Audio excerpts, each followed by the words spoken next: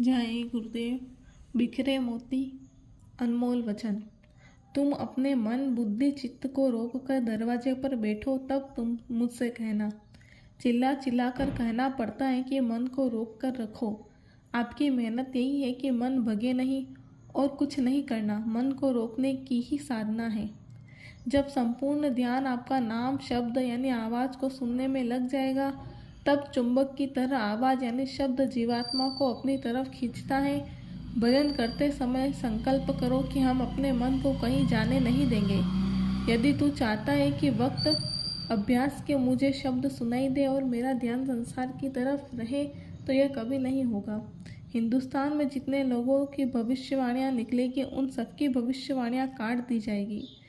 9 मार्च 1982 मथुरा। संत महात्मा अपनी दया की दृष्टि डाल करके इस जीव के सारे पाप का क्षय कर देते हैं, लेकिन तुम सत्संगों में छिपकर बैठते हो। जब छिपकर बैठोगे तो दया की दृष्टि कैसे पड़ेगी?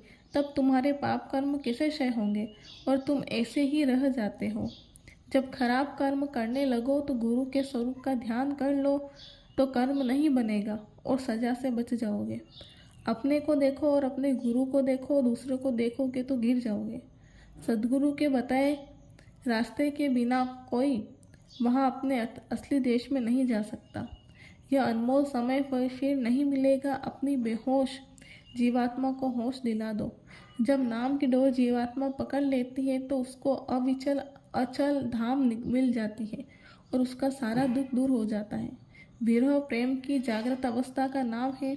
प्रेमी यह सहन नहीं कर सकता कि उसका प्रीतम क्षण मात्र के लिए भी उससे दूर रहे। किसी का बुरा चाहना लोगों से अपने आत्मिक संबंध की कुल्हाड़ियों से काटने की तरह है। किसी का बुरा न चाहना सेवक के साथ आत्मिक संबंध को स्थापित करना है। 12 मुखी पूजा से न शांति आती, न शुद्धि होती, न ही पूजा करने वाले के मृत्यु के समय संभाल होती है और न ही परमात्मा मिलता है। चेतन आत्मा और चेतन परमात्मा अंतर में दोनों आँखों के पीछे एक ही गांठ पर बैठे हैं, किंतु बीच में कर्मों का पर्दा होने के कारण अलग अलग हो गए हैं। संत सद्गुरु पर्दा हटाकर दोनों को मिलाने का काम करते हैं। प्रार्थना के लिए सबसे पहली शर्त यह है कि कोई ऐसी हस्ती होनी चाहिए जिसके आगे प्रार्थना की जाए। मालिक सद्गुरु के रूप में प्रकट है।